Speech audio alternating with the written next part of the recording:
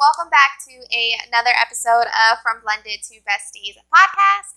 We are on episode number 7, and today we're going to be talking about, is it like mental health stigma or moms going through mental health? I think it's more like our mental health journey. Yes, mental health journey. Just talking about the things that people feel like they don't have to, or they can't talk about it because of the mental stigma that there is out there. But before we get into that, we are going to the Taco Fest this weekend. We are. If you guys, Tacos and margaritas. yes, if you guys are in Tampa, I don't believe this is the first one that they're doing. It's the first one that we're attending, because you haven't been to it before, right? Apparently there's 2 of them. There's going to be one in March, too. Really? At Ray J. Say less. I like how no one's doing it around like Cinco de Mayo, though. I know. Like, that would be a Taco Fest. So if you guys are over there and see us, this is going to be afterwards. Never mind. Yep. Never mind. If you guys saw us, hopefully y'all said hi. I forgot that this is going to be in advance. So anyways, never mind. Just kidding. Backtracking on that one. Oh my god. Backpacking. I can't with you. It's backtracking. I said backtracking. I'm going to play this back. I would like a show of hands that heard her say backpacking. I could have sworn I said backtracking. I can't with you raising your hand. None of the cats raise their hands, so it's just Megan. Preoccupied. So, we are very transparent about our mental health on social media. If you guys don't follow us on any other platform except for the podcast, we both struggle with anxiety and depression in one form or another. Yeah. Very, very, very open on it. And so we figured, why not talk about it? We're 2 moms, fairly young. We've had it for, how long have you been? Girl, all my life. I never realized. I guess it was normal back then. Like I told you, I've had a therapist since I was a teenager. So, I thought it was like a common thing. I didn't know there was a stigma or you don't talk about that until I was an adult and realized like everyone else kept their own like little like skeletons in the closet. And I was like, why? Why is this such a big deal to like talk about it? Isn't it crazy how like looking back on like your childhood when you were younger and stuff, and like remembering certain things, and you're like, damn, I did have anxiety back then, but like no one knew, or like your parents didn't talk about it or catch it or whatever. Like, yeah, like you look back and you're like, that I wasn't weird. I had social anxiety, or like, oh, I was going through this. It was that definitely contributed to my anxiety, or that was anxiety. I think, when I was younger, my parents just, try to say that it was, just going through a kid thing, or if I was just like doing something, I was making something up or whatever. I think it wasn't until I was a teenager in high school that I was like genuinely struggling with certain things, and my mom was like, I can't help you, but you should like go get help and you should talk to someone.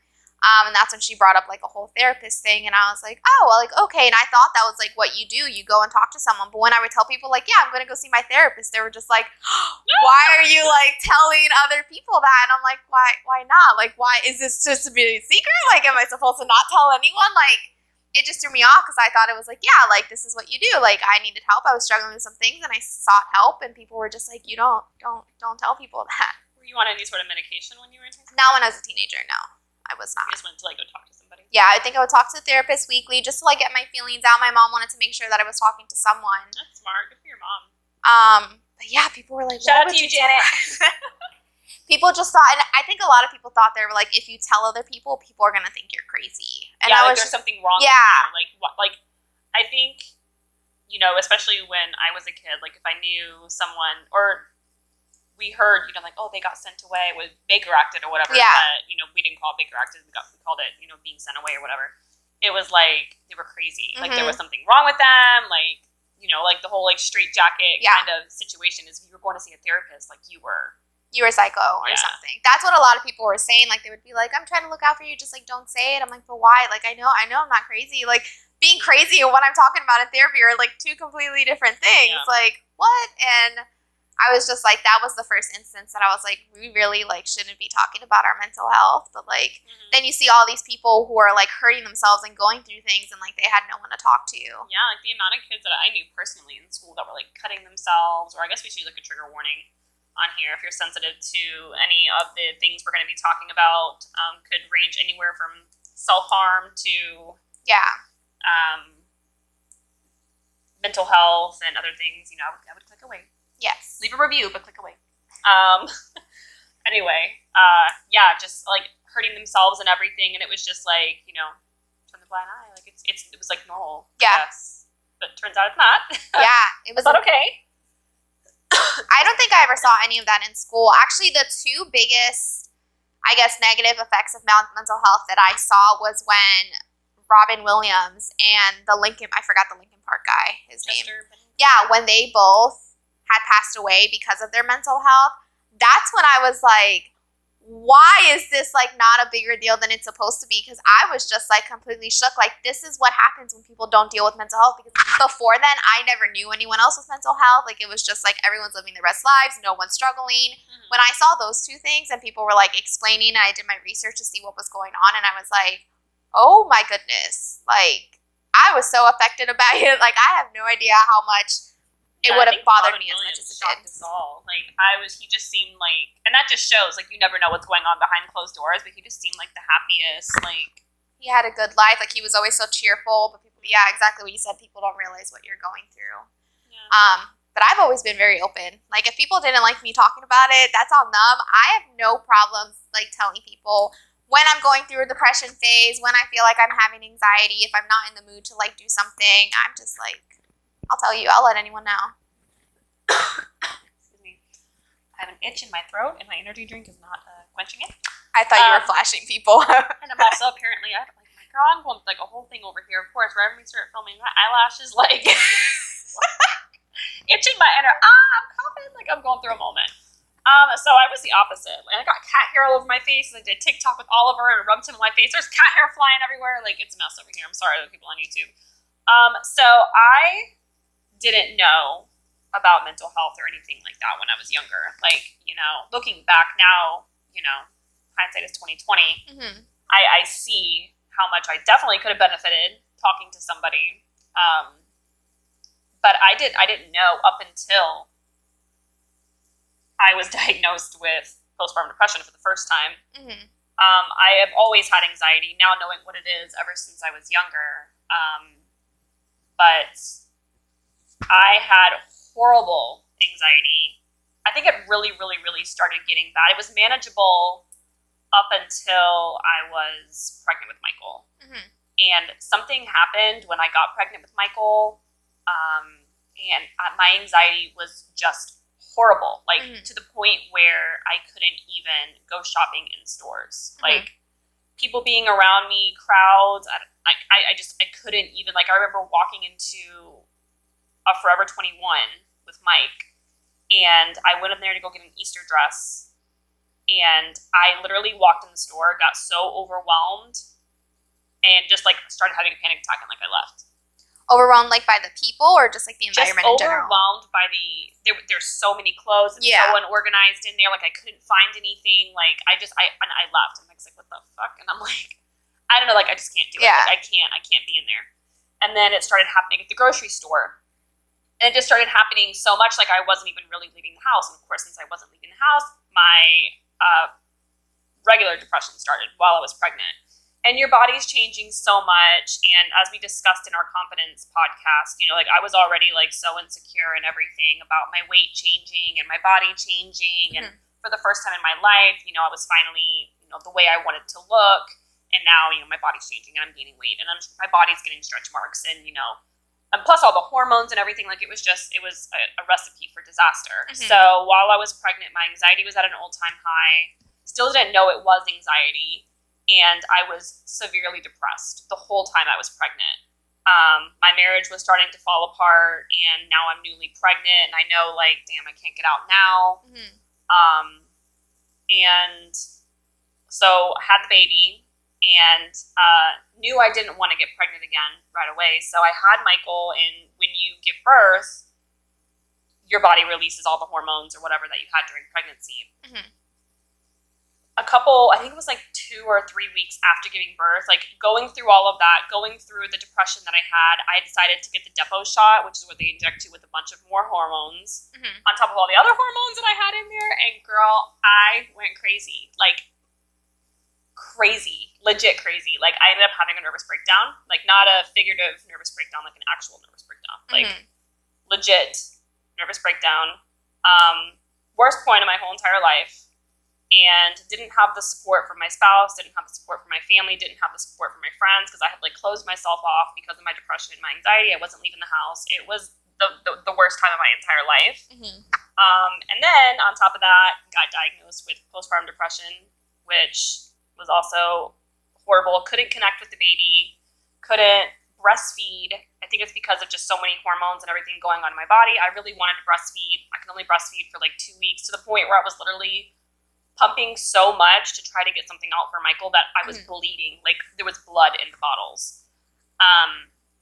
So went through postpartum depression, still not knowing what any of this was. I was just knowing that, like, I wanted to die. Like, literally wanted to die. Didn't have anyone to talk to, didn't have anyone to turn to, and, you know, had my nervous breakdown. And then I went to the doctor for my postpartum checkup. They put me on a medication. The first medication was Zoloft. It made me suicidal. And then the second one that I went on was Celexa, and that one helped. But, you know, I told the doctor flat out, I was like, I think there's something wrong with me. Yeah. Like, I don't feel right. I'm not connecting with my baby, and my baby doesn't like me. He doesn't like me, and, you know, I don't like my baby. I mean, to be completely honest, and that is the worst feeling in the entire world, feeling like you don't like your baby and you're not connecting with your baby like you're supposed to be a mother. Yeah. And it just was the worst feeling in the entire world. So, and none of the doctors told you that that was a possibility? Because I know I see it now. Like, people say that it's normal if you don't like your own baby, or if you're struggling. I mean, I didn't know that, because I didn't have, like, an actual, like, doctor. Like, I was on Medicaid. Mike and I had no money back in the day. Like, I was on Medicaid. I saw a different midwife every single time. Like, I didn't have the same doctor. So no one, like, sat me down and was like, hey, this week you're going to be going through this or whatever. Like, it was a new face every single time. Yeah. You can't connect with the doctor who actually knows what you've been going through. Yeah, exactly. So I went in, ended up finding out that I had postpartum depression and was put on the medication. The medication did help. I was on it for, I think, like 7 or 8 weeks. Or no, 7 or 8 months, something like that. And then ended up, like, weaning myself off. My depression, I haven't had anything bad like that since then. Just kind of, my anxiety, though, that never changed. Like, my anxiety is still really bad to this day. Your anxiety is here every day. My anxiety is, my depression, I go through spouts. Like, Tiffany and I don't want to say it's something that we bond over, but not that we bond over, but we understand. Yeah. I feel like we connect through our depression. I know. No, I mean, like, seriously, like, we'll text each other and be like, hey, you know, or not text each other and be like, hey, you know, sorry, I was going through, you know, things. And, you know, we understand, we both go through it. But I didn't get it as bad again the second time, the postpartum depression. But again, you know, my body changed a lot, and I'm still dealing with my body image from Bryce, because Bryce fucked my body up, man. I mean, really? Girl, at least with Michael, like, I don't know if it's because I was so young, but my body was able to, like, bounce back. But Bryce, like, my hips are, like, a million times. It doesn't matter how skinny I am, my hips are not, they're not going back down. Like, them bitches are expanded, okay? Like, stretch marks, my tits are, like, down to, I have 80 boobs, okay? My tits are down to, like, my belly button. I could wear a push-up bra, like one of those Victoria's Secret triple push-up, bitch, and I still got no cleavage, okay? I can't with you. I'm still struggling with that, just, you know, body dysmorphia, which is also, you know, I kind of think I struggle with that a little bit too. That's a whole nother mental illness. That's an issue, because it's only you that deals with it. And I think that's hard with all of the mental illnesses, when people say that. It's like, well, you don't have it that bad, or why are you having anxiety over this, or why are you depressed over that? It's like, I get that someone else can't see it, but, like, it's still very real and very stress-inducing to someone who's going through it. Like, I had my first panic attack, like, legit panic attack, I think I was 18. And I remember vividly calling my mom, and I was like, I'm getting chest pains. And I was like, and I told her, like, all the symptoms that I was having, because I was home alone at the time. And she's like, you need to call 911. I think you're having, like, a heart attack. Your mom, I can't. Yeah, she was, like, freaking out. And I was freaking out as soon as she said that, because I never went through chest pains. And I was like, oh, my God, we do have, you know, heart issues that run in the family. And when I called, they came. There was three guys, not little guys.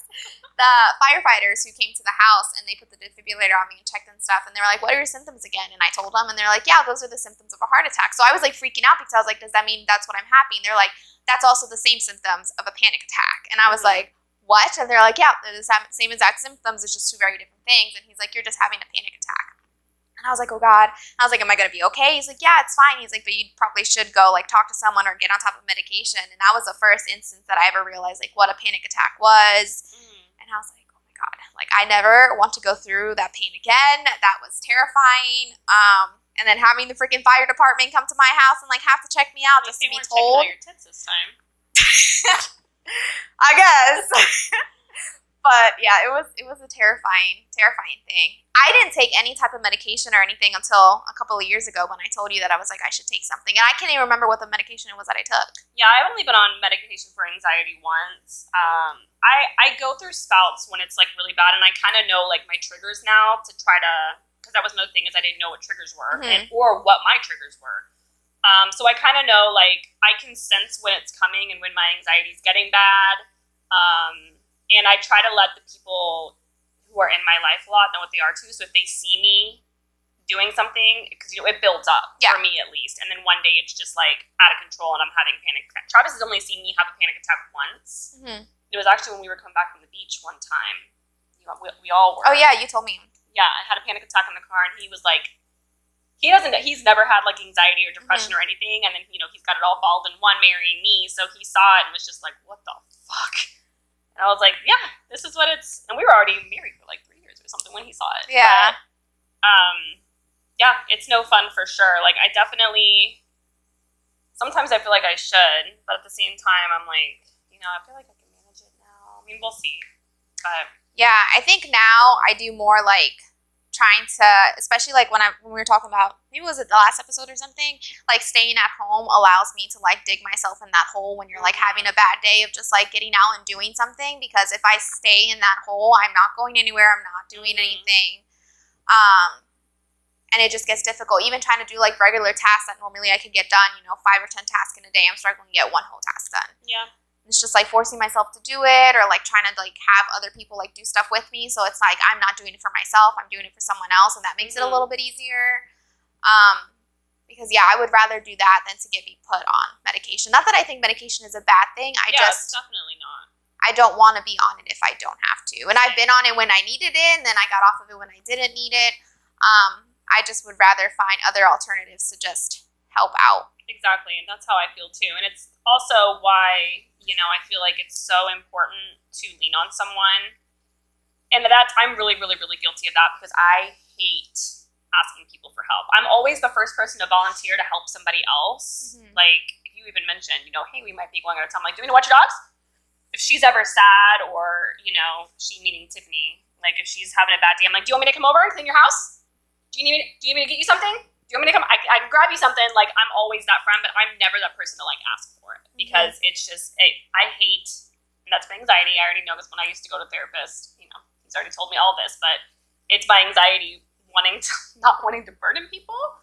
But I know you're always like, I got it. It's I'm okay. Good. Yeah, I'm exactly. No, thank you. I explode, and then it's like, you know, well, if I just would have reached out.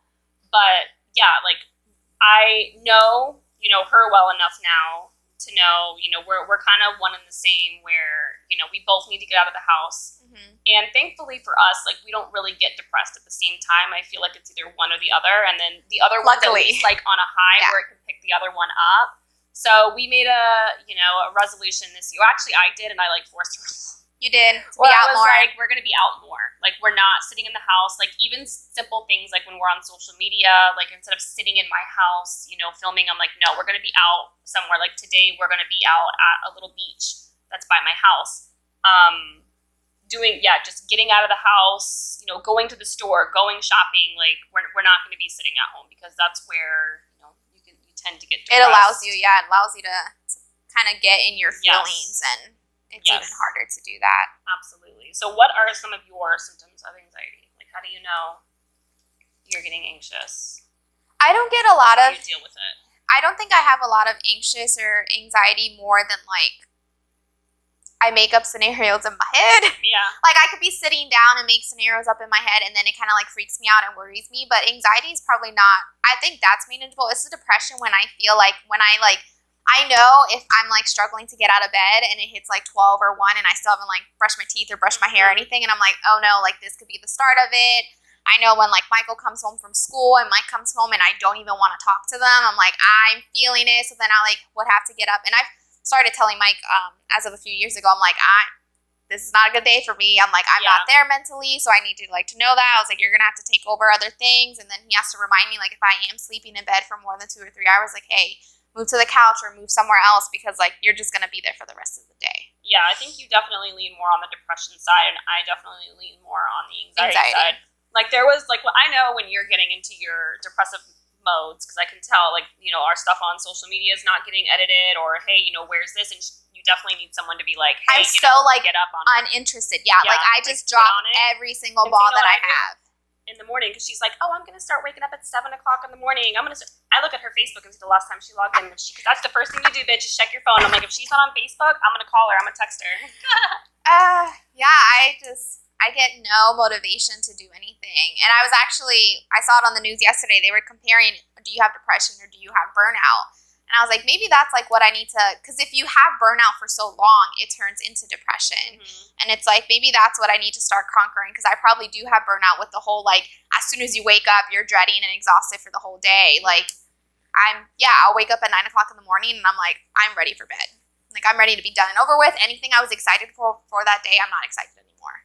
And it just, like, sucks because it takes, like, away that, like, feel-good mood. Yeah, and that's the hardest part, I feel like, especially, I mean, I don't want to speak for you, but for you and for me, is just getting up and getting the shit. Once you get started, like, get up out of bed, put some makeup on, get out the door, then it's, like, fine. You're like, oh, I'm really glad I came. Once you're out, yeah. And then it's like, but you have to actually, like, get up. Yeah, it takes me hours to just get out of the house if I'm, like, not in the mood to. Oh, like the hour you were late today? Yeah, completely. Yeah, I definitely lean more on the anxiety side. I mean, you can definitely see, like, the physical symptoms of me getting anxiety. Like, you can see in our photos and stuff, but I have hair that's, like, a million times shorter. It's not because my hair breaks, because obviously my hair is all blonde back here. I have no breakage. It's because I twirl my hair. I pull at my hair. If they could only see the amount of times I hit your hand from playing with your hair in the car. She always does that when she's anxious. I've been trying to smack her hand to, like, help her hair. Yeah, because I hate it. I hate it that, you know, my hair is breaking off and everything, and it's just, I get a lot of anxiety while driving. I hate driving. Like, I despise it. I don't drive any chance I get, just because, and it's not that I, you know, just don't want to drive. It literally gives me anxiety. A lot of social settings. I have a lot of social anxiety, which is crazy because I'm very outgoing. I have a big personality. Always the first one to crack a joke, but I have horrible social anxiety a lot of the time. Mostly in new situations, though. I think if you're already used to the place or the people, it's not as bad. Grocery shopping gives me a lot of anxiety still from since I was pregnant with Michael. Like, I do 90% of my shopping online. And a lot of people think it's because I'm lazy, and it's like, it's not because I'm lazy. It's just because, like, I don't know, like, going to the store and, like, them not having what I need, or, like, not knowing what's there, or not, like, going to a new store and, like, not knowing where everything is, or I'd rather just sit, have my list, buy everything I need to get, and then not have to drive to the store, not have to worry about parking. Like, that's a whole thing. Like, can we talk about how when we went to the gas station before the Kraken Fest that you got us a shitty tasting energy drink because the guy there was a guy behind Megan and she had so much anxiety that he was, like, waiting for her. She just picked the worst flavor energy drink and we were forced to drink it. I know. She couldn't wait. I told her you could have just walked behind him and, like, recreated the line. But nope, she picked an energy drink. I just grabbed one and left. Like, that's how I work. Like, I just have horrible anxiety all the time. Like, I have a lot of, like, word vomit too. And then you said, you were like, it's not even that bad. You didn't want to drink it either. Word vomit. I make horrible jokes, laugh at things that are, like, not funny. Like, when I'm anxious, like, the word vomit is out of control. Like, not gonna lie, that might be my favorite part of your anxiety because we have so many videos and, like, interviews and stuff when you just say things to like fill up the space. It's just the worst. Like when I did the baby mama no drama, and she said the word dick, and I was like, I love dicks, and I was Yeah, she said she was like, they got banned from saying the word dick, and then Megan pops up and goes, I like dicks. And I was like, what? I know, I was like, oh, and then I'm looking back and I'm like, oh my And no one responded Well, I to said it. it like kind of under my breath. I was just, I don't know, like, girl. Yeah. I have really bad anxiety. I'm just awkward, period, which doesn't help my anxiety because I'm just like awkward, ball of awkward. Girl, I don't know. It's too funny. And then I'm like a caffeine addict too, which just puts my anxiety like over the 10. Out of 10? Over the roof? I don't know. It's just... There was a meme the other day that I saw. Someone said I had anxiety, and they were like, I'm going to drink an energy drink and see how high I can go today. The highest score for today. Yeah. Literally every day. Yeah. I just... Oh my God. And then my kids have seen me have a panic attack, and let me tell you, you want to talk about feeling like shit about yourself? And it happens again a lot when I'm driving, especially if the boys are just talking and it's like raining outside, or I have horrible night vision. Like, that's another reason why I don't like driving at night, or in general. But I have horrible night vision. And like a lot of my vision, like I can't see certain colors, like on top of other colors, like I really struggle to see. And the exit signs being one of them, like the white and the green. If it was like white on black, I'd be able to see it better, but I just can't fucking see it. If the kids are talking or screaming or whatever, like, try to keep it cool, you know, but you can only do that for so long, especially if my anxiety is like already high that day.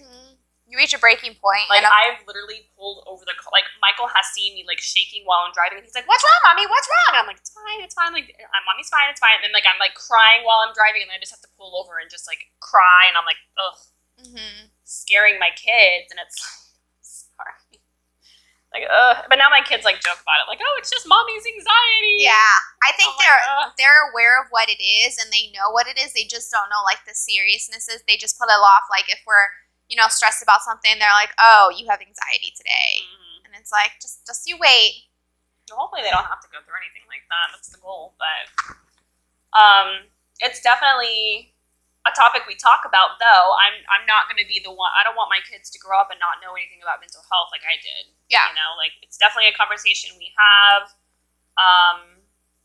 Especially with Michael, with him, going into middle school and stuff, and bullying and all that. Like just being open and honest and talking about it. Especially since it runs in the family. I have it. Travis doesn't have anything that he knows of. He's got high blood pressure, but that doesn't have anything. Wow.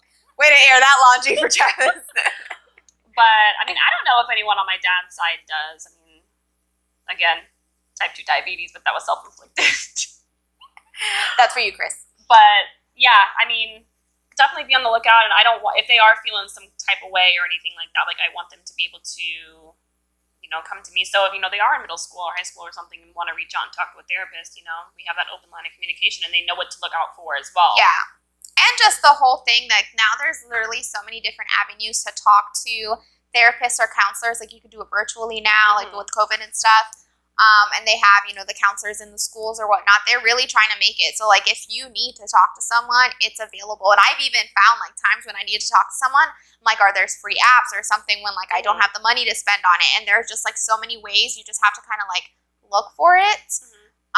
But ways in this day and age to actually seek the help that you need, and affordable ways too. Because when I did get on that medication, that I was like, oh, I'm going to be ending up paying, an arm and a leg just to have mental help.